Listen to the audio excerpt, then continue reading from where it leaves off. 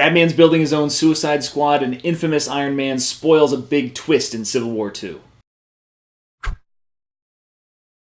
What's up, everybody? I'm Stan, and welcome to Detail Comics, where we go over comics in detail. This is Shelf Appeal, where I go over the books that I picked up for the week, give you a little bit of an idea of what they're all about, and whether there's something you should go back to the comic book shop for. To start off with, we're going to go with Black Hammer number 4. So this is an independent title from Dark Horse, and this is written by Jeff Lemire. And to be perfectly honest with you, it's probably one of the better independent books that I'm seeing out there, because it's really more of a dissection of superhero teams and different archetypes. So we see the origin story of Abraham Slam, basically this father figure and leader of this team of basically abandoned superheroes that are lost in a world they don't understand. And it kind of plays on those very specific tropes that kind of fall in line with Captain America and similar kind of more street-level type superheroes. You know, a man from his roots that's kind of thrust into this position. And it's really very cool because we see how this group of characters that are stuck in this situation adapt and kind of form up this family when needed. It's very kind of cool take, and Jeff Lemire is writing 3 stories basically inside each individual issue, a backstory for a particular character, a current modern day take, and then an outside story about the people that are hunting for these heroes. So definitely a recommendation from me. Go grab it if you haven't had a chance already. The next book that I really want to talk about is going to be Amazing Spider-Man issue number 20. So this is a clone conspiracy tie-in written by Dan Slott with help from Christos Gage. And what we see is, again, not really much a story about Peter Parker. It's more about Dr. Octopus and his return to his own body. Doc Ock basically finds that his remains have been excavated, tracks them down, and finds himself basically a new body immersed in a tank. And then we see some of this kind of subconscious fight, which ultimately ends up with a relatively uneasy but necessary alliance. While the clone conspiracy might cause some concerns for major Spider-Man fans, Dan Slott seems to be kind of having a general direction for this, so I'm interested to see how it's going to tie into the other books, and whether there's going to be any kind of, overarching development that's going to impact the Spider-Man universe. It's still too early to tell whether this is going to be something that's good, great, or crap, and I know a lot of people are erring on the side of crap, but I don't want to do that quite yet. Then we go to Green Lanterns number 9, and this is a book that I haven't been picking up for quite a long time, but what Sam Humphries does in this book is basically introduces the concept of nature versus nurture into the villainy, or potential villainy, that's associated with this particular character, and we see, a very Hal Jordan prototype-esque person that just has the wrong motivations, always felt like he was underappreciated, never really strived to stand out, and how that impacts him.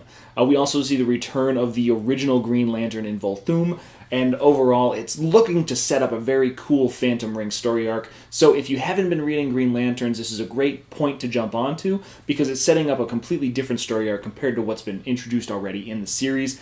And I have to admit, for somebody that wasn't picking up the book, I'm definitely hooked and back in, at least for this story arc. Another book that I wasn't picking up is Death of X, and I picked up Death of X 2, and to be honest with you, I still don't necessarily know why.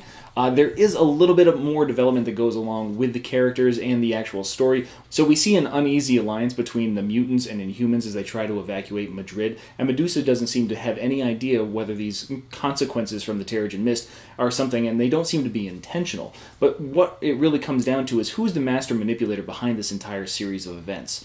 They state something along the lines of, this is a chance to take back our planet, and whether it's Scott or it's Emma Frost, it's very interesting to see where these kind of things are going to go. My outside theory is that Scott is dead, no more Cyclops, and Emma's projecting him into everybody's mind. But that is super out there, so I don't necessarily know if it's going to be true, but it could be a very cool twist to add to the book. After we talk about Death of X, we're going to hop into Silk number 13, and Silk's a book that I've been picking up on the regular, and this is the final part of this relatively underwhelming story that's about the redemption and the return of Cindy Moon's parents. For a character with such a load of potential, I feel like this was just a filler piece. Originally, this should have been probably the previous book, or maybe issue number 12, but Marvel now hadn't really had quite a deadline, so Robbie Thompson kind of jammed this in there to set up for a a next story arc in the meantime, because the next issue, issue 14, is taking on as a clone conspiracy tie-in. So I'm willing to forgive this one as long as they can continue with a relatively strong storyline after that, but I don't necessarily know if you guys out there reading this are going to be quite that forgiving. A book that I am pretty forgiving of, though, is SpiderGwen. And SpiderGwen issue 13 is actually kind of fun. It's a really campy kind of horror story about people getting scared inside a haunted amusement park on Halloween. And I appreciate what Jason Latour is doing with this. He's showing a lot of the downfalls and the failures of Spider-Woman in this kind of scare fest. And I really like Betty Brant and Murderface is the cat.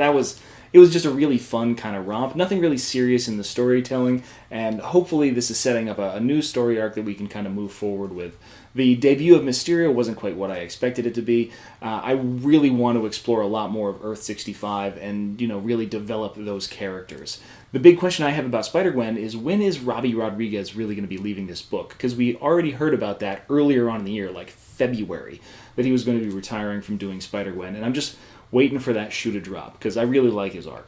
From Spider-Gwen, we move on to the Mysteries of Mjolnir in Thor 12. So in Mighty Thor issue number 12, we see a pretty awesome setup. I like the way that Jason Aaron told this story. This is a very cool origin for the Thor hammer. I highly recommend that if you have any remote interest in it, go grab it. I don't want to spoil anything for you guys, but I can say that the guest artist, I think his name is Fraser Irving, his interior story with Odin and everything is probably some of the best Thor artwork I have seen in a long time. It's just a great characterization of Thor. It's highly stylized. It's painted. It's stunning how it looks. I'm a really big fan of that. And as a bridge, like a stopgap before entering, I don't know, maybe a War of the Realms storyline, I think that it's a really great way to set up who Mjolnir could be as a potential character. Highly recommend that you go grab it. Once we bounce back from space, we end up in Wakanda, where we're talking about Black Panther number 7. And in Black Panther 7, we see the introduction of the crew. We're calling in Manifold, Misty Knight, Luke Cage, Storm, and they try to help T'Challa rectify this situation. But the most interesting part about this isn't necessarily the story of T'Challa, and I feel like that's been the case for the last few issues of Black Panther. The Black Panther character is just not the main focus of the book. The main focus of the book is actually Wakanda and what's going on around Wakanda. There's a lot of politics and things that are going back and forth, which is okay. It's not quite what I was expecting for a storyline. I thought it was going to be a little bit more focused on T'Challa himself. But the most enthralling part is definitely Shuri, and Shuri shows herself to be a very strong character, and the story that she tells is a very nice kind of focal piece, and I really like the way that was developed. If the book was more of that, that'd be awesome. If the book was more T'Challa, I feel like it's just we're kind of in a mixing pot right now, and we've got to figure out where the story is going to be moving forward, and I hope Ta-Nehisi Coates really kind of finds that direction and gets it moving forward, because he's only got like 5 issues left on this thing. I really hope it picks up the pace a little bit, because I was really liking it to begin with, but right now, it's a middle-of-the-road kind of title. Another title I've been following along with, though, is Carnage number 13. So I can't really say much about Carnage 13. It's a great horror book. If you've been reading along with it, you're going to enjoy it. If you haven't been reading along with it, this is the most character development that Carnage has ever had, and Cletus Cassidy has gotten some very great insight. Jerry Conway is a very good storyteller, and he's been doing a great job with this particular character. There's more development in the last 4 issues of this than Carnage has had since Amazing Spider-Man 361 when he was introduced as a character. So for anybody that's a Carnage fan, you've got to be picking this up, and you probably already are. But if not, go back, pick up the books. They're probably in your dollar bin by now. They're super low production, and it introduces a new character. She's been in the book for the last few issues, Raze. So if you're a first appearance hunter, that's a great opportunity as well. And speaking of great opportunities, we have Green Arrow number 9. And what this shows really is that this Inuit people that have been on this island, they were originally approached by Oliver Queen's father to do this Trans-Pacific Railroad kind of thing, and they've been developing great technologies, and it just goes to show you that, I don't know, white people ruin everything. There's a lot of fun and witty banter between Black Canary and Green Arrow. It's great, but ultimately they end up destroying this fantastic facility that could have provided so many potential things, and they're just like, oh, well, crap. Well, that's done, so let's get out of here. It's a little funky for somebody that's so tree-hugging hippie-ish as Oliver Queen to kind of do those kind of things, but it's a little haphazard, a little bit misguided. It's still a very fun and interesting kind of book.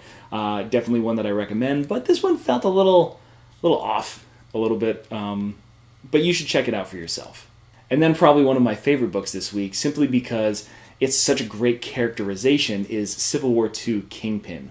So I said this, I sent out a tweet a little earlier to Matthew Rosenberg and Ricardo Lopez Ortiz, the main team behind this book, that this is easily the best title that has Civil War II in it. As a tie-in, these 4 issues have a better characterization of any character inside the Civil War II event than anything else, in my opinion. Kingpin is nothing but a giant hulking mass of ambition and rage and arrogance, and the portrayal of Kingpin is everything that you want in that villain.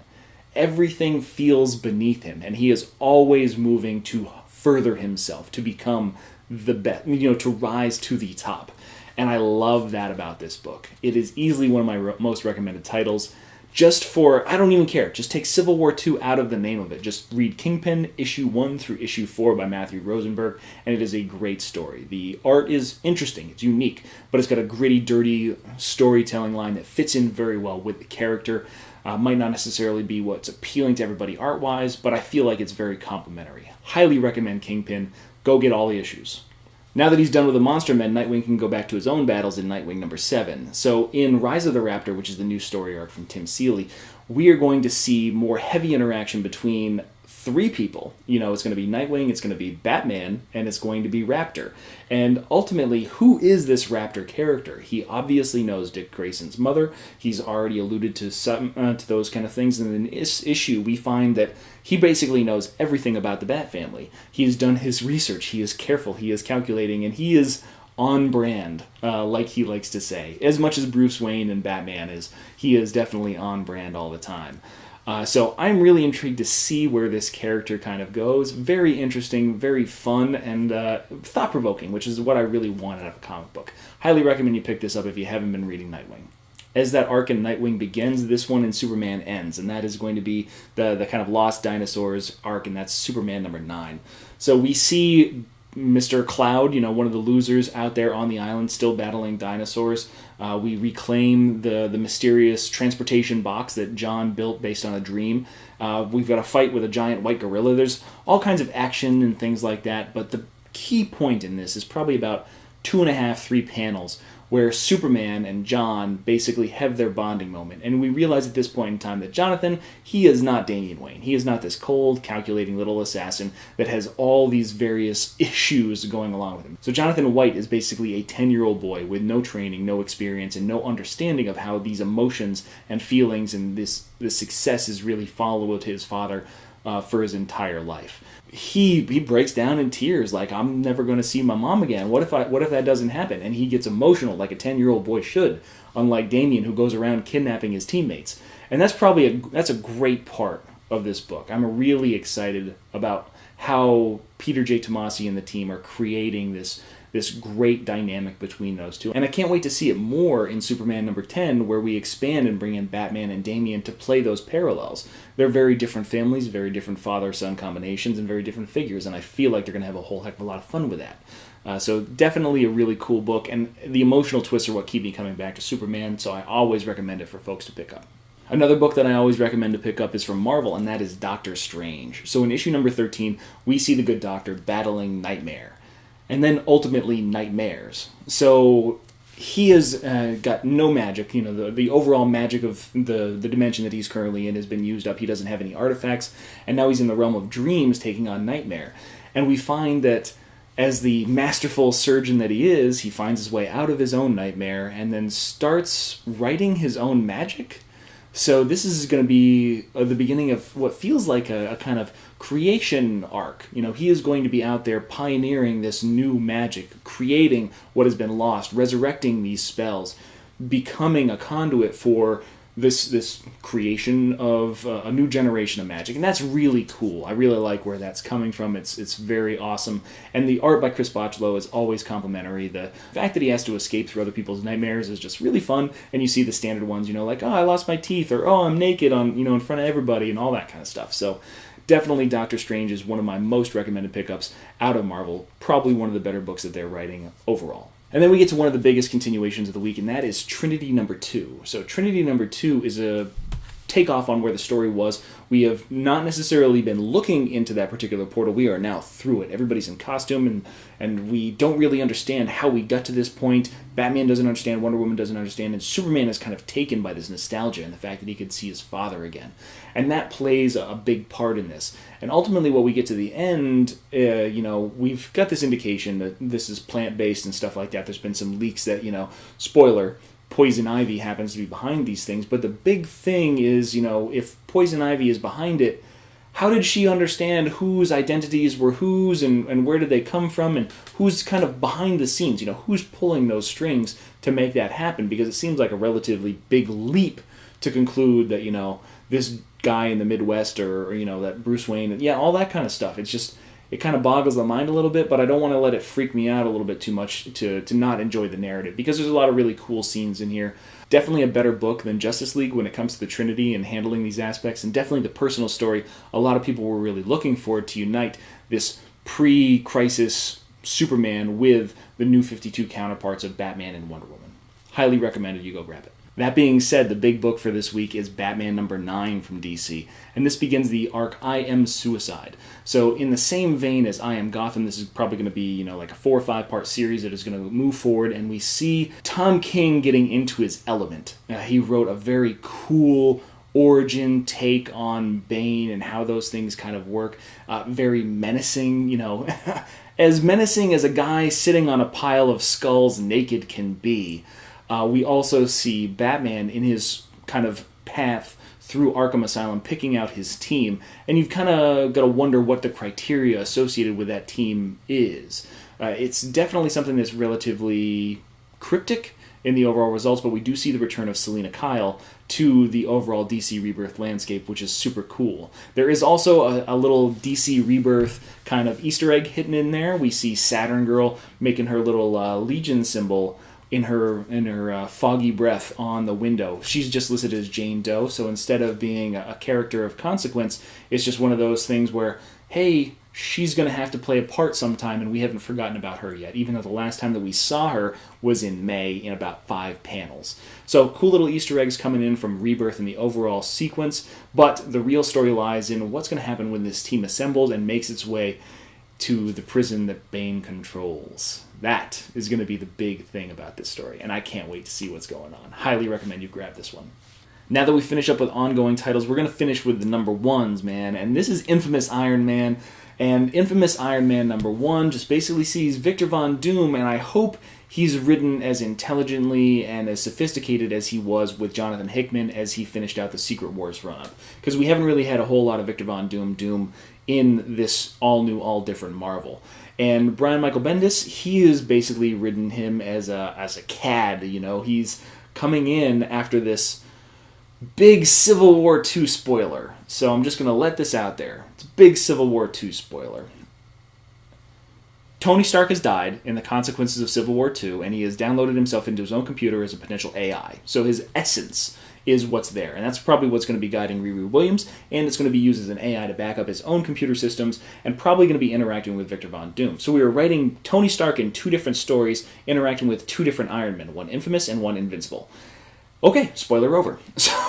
So Victor Von Doom, being the smooth-talking, handsome man that he is kind of stealing Tony's armor, Tony's woman, Tony's lab, and everything like that, and he finds that he has to make up for the past issues that he has given himself, which are easily displayed in the first 5 pages where he straight up murders a guy. So I really am interested to see where Brian Michael Bendis writes Doom after I became such a fan of Doom as a character and his just endless arrogance, honestly, Valeria, I was a god and I found it beneath me. And it's just like, if he writes him like that, I'm in, as long as he's going to be writing this character. But that is yet to be seen. Highly recommend you guys go check it out. And you can avoid it if you don't want to be spoiled on Civil War II and just read it a little bit later. To finish off the new number 1s, we're going to be talking about DC and Young Animal, and that is Cave Carson as a Cybernetic Eye number 1.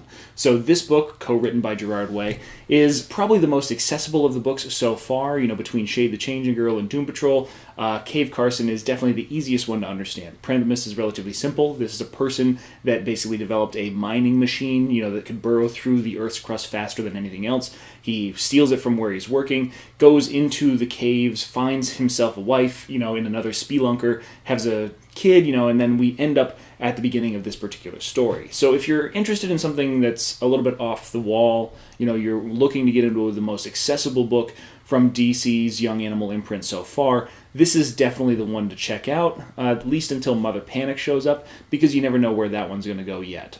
I definitely enjoyed it. It was one of those things that wasn't too terribly crazy in terms of its premise and really looked like it had a very direct storyline going forward, which isn't necessarily something you could say about something like, say, Shade the Changing Girl. But definitely acquired taste, so thumb through it a little bit before you decide to pick up your copy at your local shop. So those are all the books I picked up this week and what I thought of them, but I want to know what you guys thought and what you picked up that I might not have, so hit me up in the comments down below and we can talk about that. As always, if you like what you see, hit the like button. Don't forget to subscribe to get more news, reviews, and commentary on comic books, comic book movies, comic book TV shows and games, and anything and everything inside the world of comics.